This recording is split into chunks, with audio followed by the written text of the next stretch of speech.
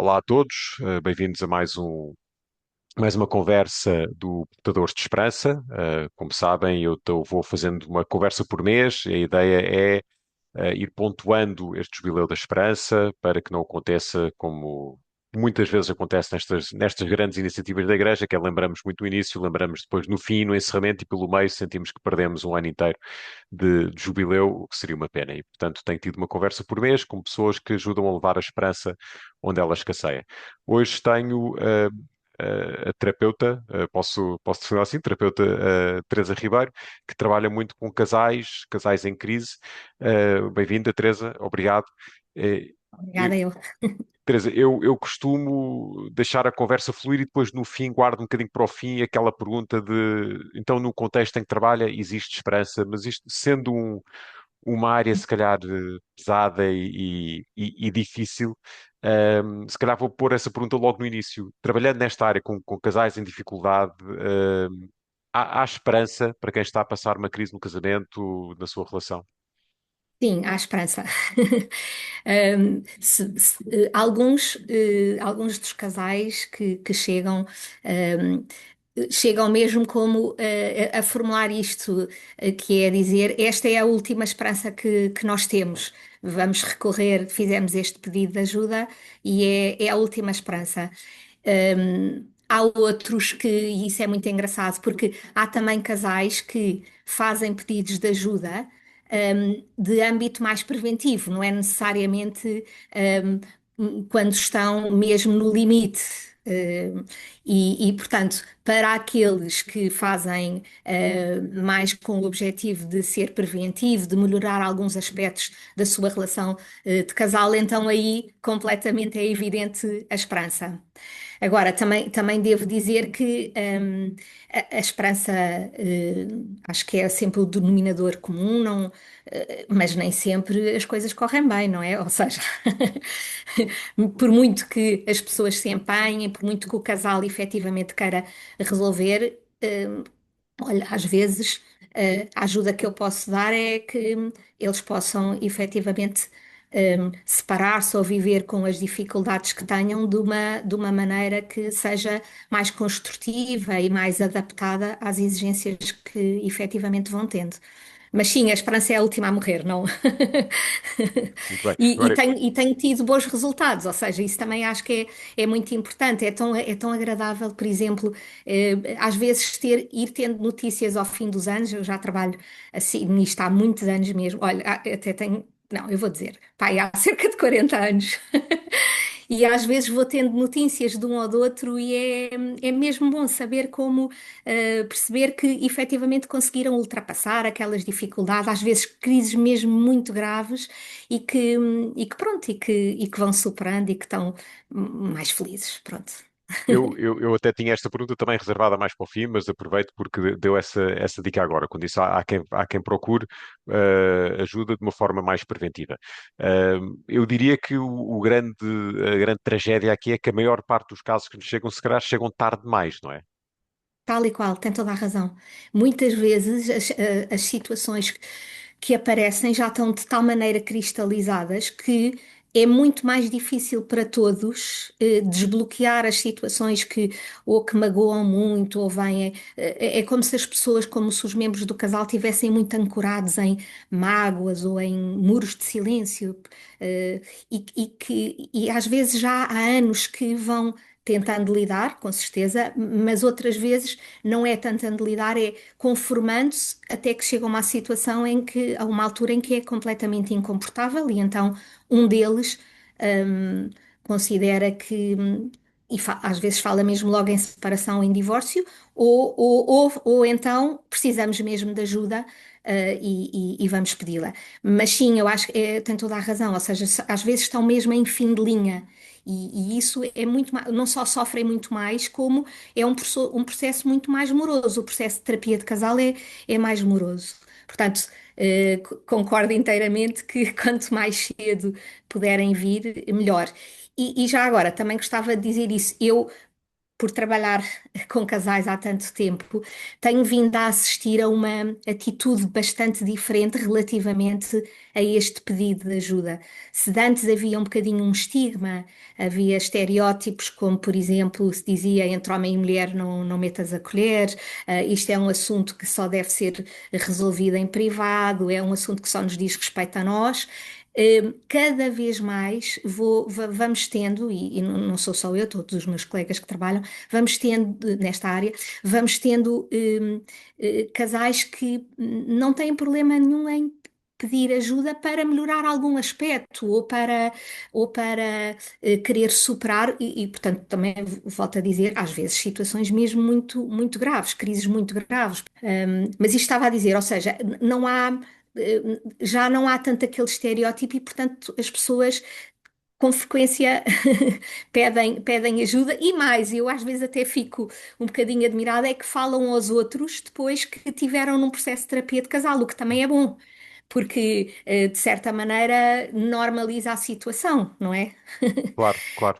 E isso leva-me também a perguntar uma coisa que muitas vezes agora falo enquanto pessoa casada, obviamente com imensos amigos casados também, a maior parte dos nossos amigos estão na mesma situação que nós, são casados, e, e às vezes há esta discussão até que ponto devemos intervir nos casamentos dos outros, até que ponto se notamos que existe alguma dificuldade, alguma tensão, ou que se nos parece que as coisas não estão bem, até que ponto nos cabe a nós, enquanto amigos, ou irmãos, por exemplo, ou primos, ou quer dizer, ir ter com eles e dizer, olha, se calhar vocês precisam de ajuda, já pensaram em ir falar com alguém? E parece-me que é sempre preferível hum, intervir, ou seja, é sempre preferível aproximar-se, sobretudo se estamos a falar num contexto de amizade ou de família. Quanto mais não seja para mostrar que eu estou atento, nós estamos atentos, temos observado, estou preocupado contigo, não sou eu que vou resolver, mas acho que era bom. Vocês pedirem ajuda, há outras pessoas, sabemos de outros casais a quem aconteceu também não estarem bem e que efetivamente depois de terem pedido, de terem tido ajuda, terem feito terapia, às vezes não é necessário terapia, pode ser um aconselhamento conjugal, não é? Portanto, mesmo assim são formas diferentes. Ou também há outras formas, há a mediação de conflitos, a mediação familiar, por exemplo, pronto. Mas ter uma ajuda profissional pode fazer toda a diferença. Agora, a primeira abordagem é sempre da parte de quem está próximo, não é? De quem são os amigos. E às vezes até há situações que por causa de ter havido este empenho, hum, como o Filipe falava, enquanto amigo ou enquanto família, que leva a que o casal pare e pense sobre o que lhe está a acontecer e eles próprios possam entre eles estabelecer algum diálogo e alguma comunicação e pronto, e até resolver e não precisar de pedir ajuda, mas eh, eh, eh, não pode é ser uma interferência excessiva, claro. Aqui é sempre, o segredo é sempre uma questão de equilíbrio. Agora, acho que na dúvida se deve sempre falar com estes nossos amigos ou esses nossos familiares que nós sentimos que não estão bem, até porque não é bom para os próprios, mas também não é muito bom, não é de todo bom em todas as outras relações, designadamente os filhos, se os tiverem, e isto repercute-se, não é? Repercute-se depois de geração em geração. Portanto, a minha opinião é que se deve sempre falar. Com prudência e com amizade, sempre como, claro que faz todo, não é como crítica, é acolher, é acolher também e perceber que estão em sofrimento, não é? E por isso é com muito cuidado, com pezinhos de lã, vá lá se pode dizer assim. E diria eu, sem ser o especialista aqui, obviamente, mas sem tomar partidos, se calhar também é importante, não é? Falando como Claro, casal amigo claro, para casal amigo e não como amigos só tal e de qual. um contra o outro. Pronto, ok. Exatamente, isso é a chave. Teresa, podemos dizer que estamos a atravessar uma crise na família e no casamento. A realidade neste momento está pior do que estava há 40 anos quando começou. Não sei dizer, eu não diria assim. Ok. Eu acho é que nós temos mais consciência e também não nos acomodamos tanto às situações. E por isso, se calhar, falamos e procuramos também lutar para que o nosso casamento, a nossa relação seja mais feliz, tenha mais qualidade. Hum, porque é assim, não há casais perfeitos, nem nunca houve, nem há famílias perfeitas. Todos nós passamos por dificuldades, todos nós passamos por, vá lá, dificuldades que se podem tornar em crises, se são mais crónicas, não é? E, portanto, aqui a questão é enfrentá-las. A grande diferença é enfrentar essas dificuldades e essas crises e querer resolvê-las, ou pelo contrário, acomodar-se. Eu não sinto que, não me pareça que haja assim mais crise do que há 40 e tal anos. Se calhar há mais pressa e depois houve muitas mudanças, é verdade, a nível social, até dá 50 anos para cá, não é? Portanto, não só com as questões relativas à lei do divórcio, como as grandes alterações, começa por ser as grandes alterações ao nível dos papéis dos homens e das mulheres, não é? Na relação de casal. E isso traduziu-se com grandes impactos na maneira como as coisas estavam estabelecidas. E se de antes havia um modelo, ou seja, mais ou menos cada mulher e cada homem sabiam o que é que se lhes esperava deles como homem ou mulher, como marido e mulher, como mãe e pai. Hoje em dia, cada casal acaba por ir construindo o seu modelo, não é? Não há propriamente modelos estabelecidos. E isso, se por um lado foi muito bom porque não há propriamente formatos, é algo que é construído pelo casal e que se vai adaptando às diferentes fases do ciclo de vida, não é? Pelo qual vão passando. Por outro lado, também os expôs a poderem discutir sobre assuntos que de antes não eram alvo de discussão de todo. Como têm que ir ajustando modelos, formatos, papéis, funções que vão tendo ao longo da sua relação de casal, também podem acabar eh, como não são modelos assentes, acabar por discutir mais portanto, poderíamos dizer que sim, de certa maneira, então pode haver mais conflitualidade ou há mais abertura para o desacordo. Mas, por outro lado, aquilo que eu vou sentindo é também, da parte dos casais, uma grande vontade em corresponder ao modelo que criam, que vão construindo e em ser felizes um e outro.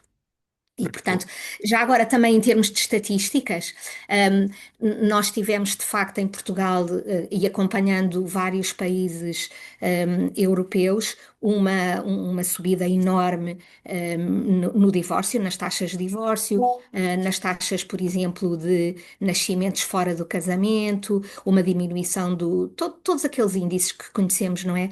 Demográficos, uma diminuição dos casamentos civis, portanto, um aumento das uniões de facto, uma diminuição de casamentos católicos, pronto, muitas alterações, efetivamente. Mas até nisso, se virmos os últimos números da Pordata, por exemplo, vemos que até houve uma diminuição das taxas de divórcio. Portanto, há também algumas alterações nesse Portanto, campo. parece que houve aqui, como disse, uma grande mudança social, as coisas abalaram, mas parece que poderão estar a estabilizar novamente, não é? Um novo normal. Sim, sim, Muito bem. parece-me que sim.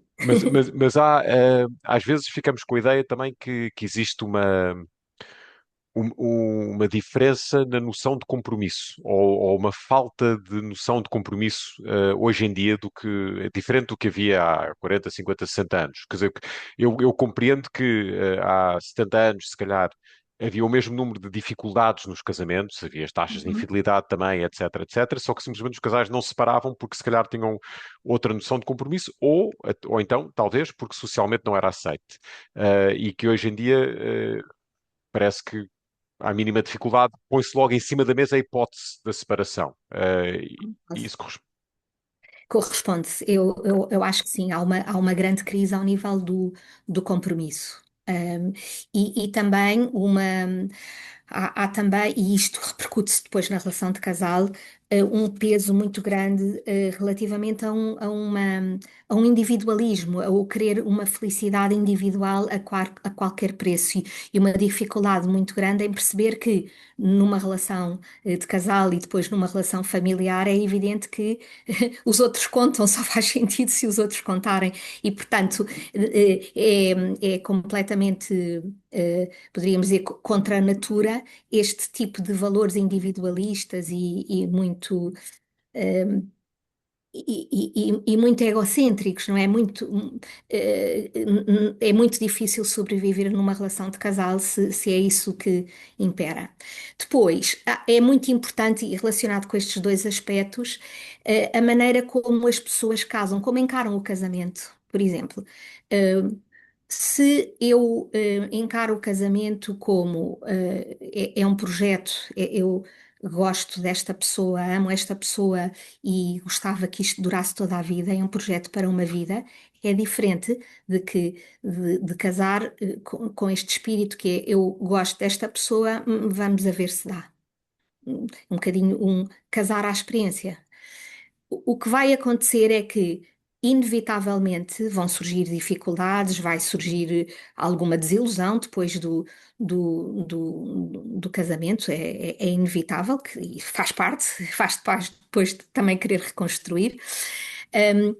Mas face a essas primeiras dificuldades, aquelas pessoas que casaram à experiência a ver se dá, como é que vão ler os sinais, estes sinais? Vão ler sinais de dificuldades, vão ler como confirmação, não é por aqui, não é? Ao passo que as outras pessoas que casaram a querer que seja para a vida como um projeto de futuro, provavelmente face a dificuldades semelhantes, vão pensar assim: não era isto bem que nós queríamos, não quero, não gostaria de estar casado desta forma, o que é que podemos fazer para ultrapassar? E, portanto, a motivação é completamente diferente. Ou seja, aqui é muito esta ideia de que há uma ligação entre o cognitivo, a maneira como nós pensamos a relação, e depois a maneira como a sentimos e a maneira como agimos. Há uma ligação entre cognições, afetos e comportamentos, não é? E portanto, esta vontade de querer lutar pela relação, de me comprometer efetivamente, de ultrapassar o meu individualismo, depende muito desta ligação que se faça entre cognitivo, afetivo e comportamental. Há bocadinho disse aí, quando somos casados, já não podemos pensar só na nossa felicidade, há outros, e temos que pensar também nos sentimentos dos outros, sendo que os outros, neste caso, não é só necessariamente o cônjuge, pode haver também filhos. Toda a gente já teve esta experiência de alguém dizer, ah, olha, vou-me separar, então e os miúdos? Ah, não, olha, os miúdos estão a lidar lindamente com a situação. E muitas vezes nós até vemos que não estão. Quer dizer, é possível uma criança lidar bem com a separação dos seus pais? É sempre é sempre um duro golpe. Um, eh, Porque, e sabe, Filipe, mesmo em situações em que às vezes há muito conflito entre os pais e, portanto, e os filhos estão expostos a essas situações de conflito, eh, os filhos até podem sentir algum alívio depois da separação, do divórcio dos pais, mas no limite é mesmo muito importante nós percebermos que eles, no limite, gostariam que os pais ficassem juntos. Resolvessem com certeza as situações de conflitualidade, não tivessem mas que ficassem juntos. E, portanto, é um duro golpe. Agora, um golpe na segurança da criança, porque, e depois, consoante as idades, as reações vão sendo diferentes, com certeza, isso já está muito estudado. Nós até se estamos a ajudar, se temos um casal em terapia de casal que depois vai para a separação, muitas vezes os ajudamos a lidar com os filhos e a explicar e a comportar-se consoante as idades para que seja adequado ao desenvolvimento deles, quer as explicações, quer a maneira como depois se procede na separação, não é? Agora, O que acontece é que, e isto acho que é muito importante, o ajustamento dos filhos à separação ou ao divórcio dos pais depende, sobretudo, de dois fatores muito importantes. Um é a inexistência, portanto, a diminuição do conflito entre os pais, porque às vezes o que acontece é que, mesmo separando-se, continuam em conflito, e isso é o pior preditor do ajustamento de uma criança ou separação do divórcio dos pais. E o segundo elemento é o equilíbrio do pai e da mãe, o equilíbrio psicológico. E é natural que, no momento de uma separação, mesmo que seja desejada até pelos dois, ou mesmo que seja por um, há mudanças dramáticas mesmo, e portanto é natural que haja ali algum embate. Agora, hum, quer para os pais, quer para os cônjuges que se estão a separar, quer para os filhos, há aqui um tempo que é preciso dar. O devido apoio, mas são essencialmente estes dois preditores, está a ver? Portanto, por um lado, a inexistência de conflito e, por outro, o equilíbrio de um ou de outro dos pais. E depois há uma série de elementos, a maneira como se explica, a maneira como se apoia, o considerar que é importante o contacto de um modo geral, é importante que os filhos contactem igualmente com a mãe e com o pai. Enfim, depois entra-se naquele campo todo das guardas, do regime de guarda, Mas- que acho que não é disso que vamos falar, não é? Certo, mas aí já Mas, estamos a falar de separações, não é? Portanto, uhum. se calhar damos aqui um passo atrás, portanto, para quem está a atravessar uma dificuldade no seu casamento, uma crise, não devem ter a ilusão que isto não vai afetar os seus filhos ou que os filhos vão ficar melhores se houver uma separação. O ideal é tentar resolver, é tentar resolver, é tentar reconciliarem-se, pronto, com certeza. Às vezes não é possível, Claro, e é claro. preciso estar mesmo muito atento a que aparentemente parece que está tudo a correr lindamente, só que as crianças reagem de forma diferente e, portanto, uns expõem, são muito extrovertidos e, portanto, vão falando sobre. Há outros que vão metendo tudo para dentro e depois os sintomas de mal-estar psicológico vêm-se a revelar mais tarde, de formas mais complicadas. Já para não falar do efeito que isto pode ter depois sobre os próprios modelos de casamento e de relação que os filhos vão ter mais tarde, não é? Quando chegar a sua vez de casar.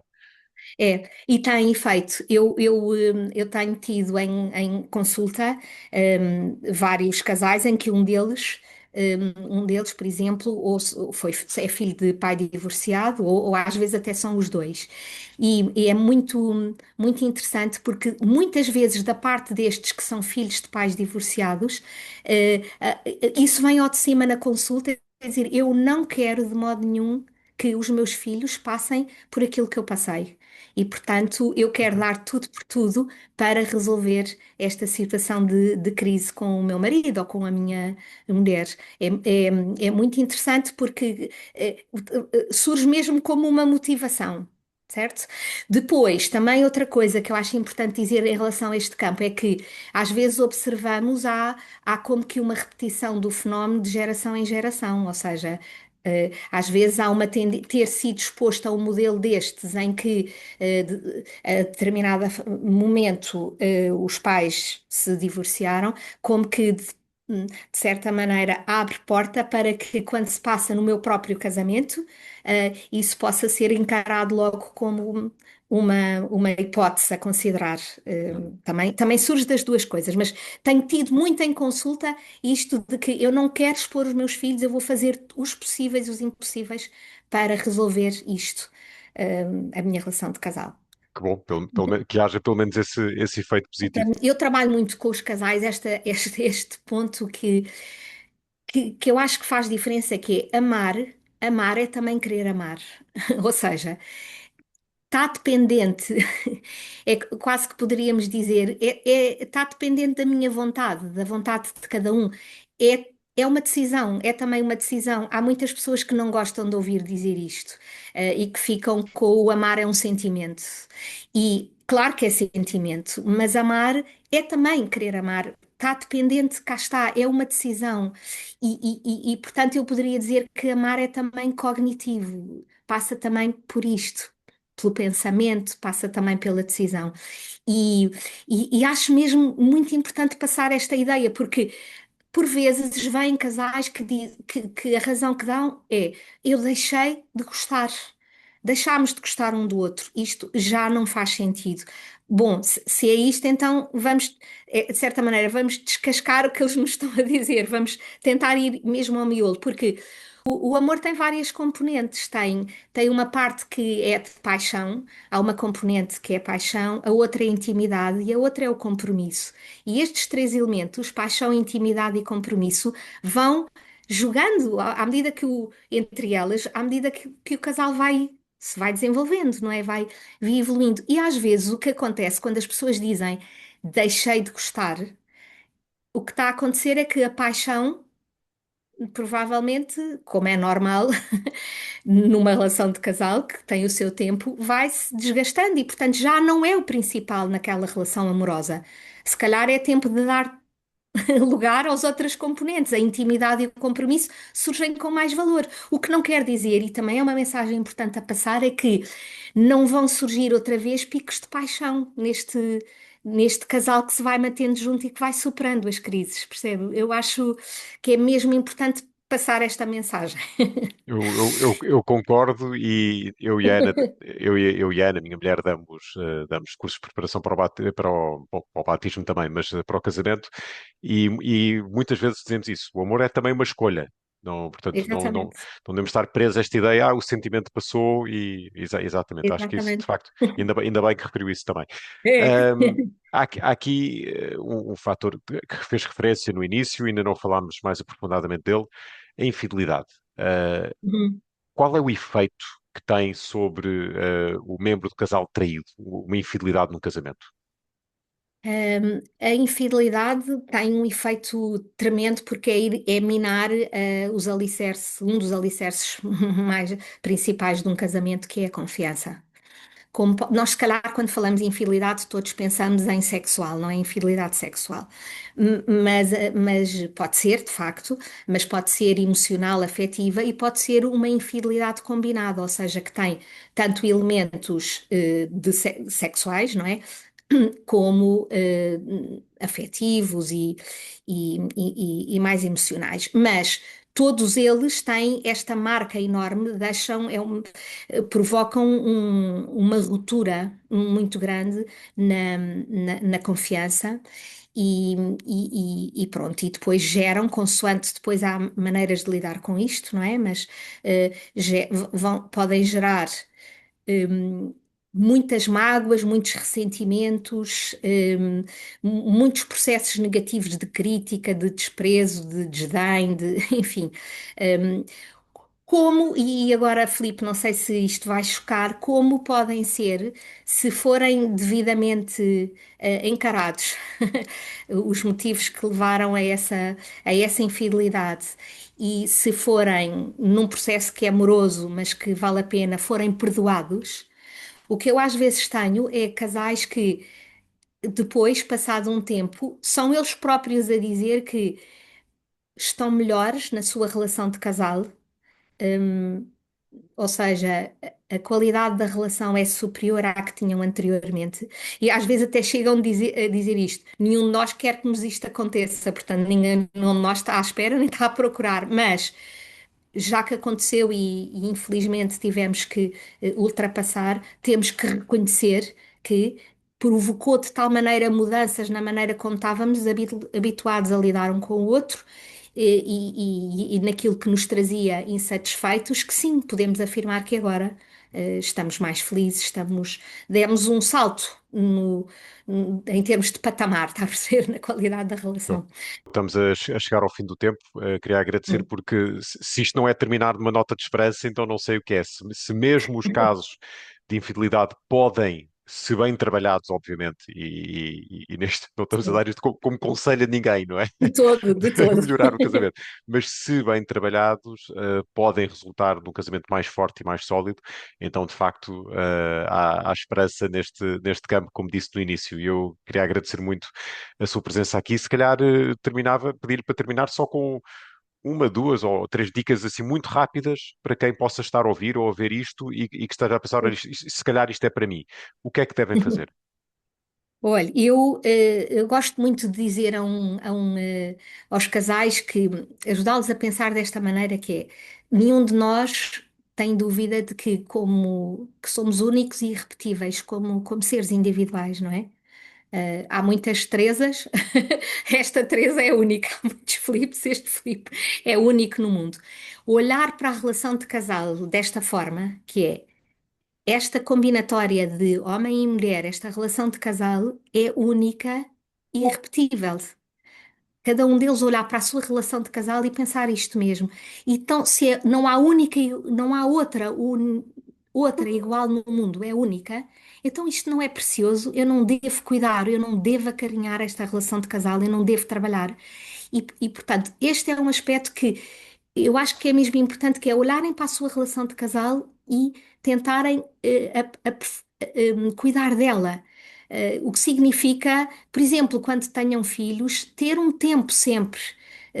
Ter um tempo para o casal, ter um tempo que podem ser fins de semana, que podem ser férias, que pode ser só um jantar de vez em quando, que pode ser só uma conversa, mas cuidar da relação de casal, porque os filhos estão um tempinho connosco, mas depois vão à vida deles e o casal, se mantiver, se mantiver junto até à altura, esse é que vai permanecer e, portanto, há que cuidar da relação de casal desde o início, porque não é muito fácil tornarem-se cada vez mais mãe e pai, cada vez menos marido e mulher, não é? Portanto, cuidar da relação de casal. Outro aspecto que eu acho muito importante é que não deixem, a comunicação é o principal aspecto a cuidar sempre na sua relação. E, portanto, não deixem não guardem, não vão guardando os ressentimentos, as infelicidades, em que vão estando menos satisfeitos. É muito importante ir sempre comunicando com o outro, com o membro do casal. Pedir ajuda sempre que for necessário, não guardem para não tentar primeiro resolver a dois, como é óbvio, isso é o desejável, mas depois pedir ajuda ou a amigos ou a padres. Há muitos padres que são efetivamente grandes ajudas para os membros destes casais, não é? Em crise. E depois, uma ajuda profissional, se for necessário. Muito bem. Teresa, obrigadíssimo. Obrigado De a nada. todos. E obrigado a todos por terem visto ou ouvido mais um episódio do Portadores de Esperança. Voltamos no próximo mês. Se este episódio vos tocou especialmente, ótimo. Se sentem que isto é importante, mas não é para vocês, porque graças a Deus não precisam, ainda bem. Mas se sabem de alguém que talvez precise de ouvir, não deixem de partilhar. É já um ótimo serviço que podemos prestar. Muito obrigado a todos e até à próxima.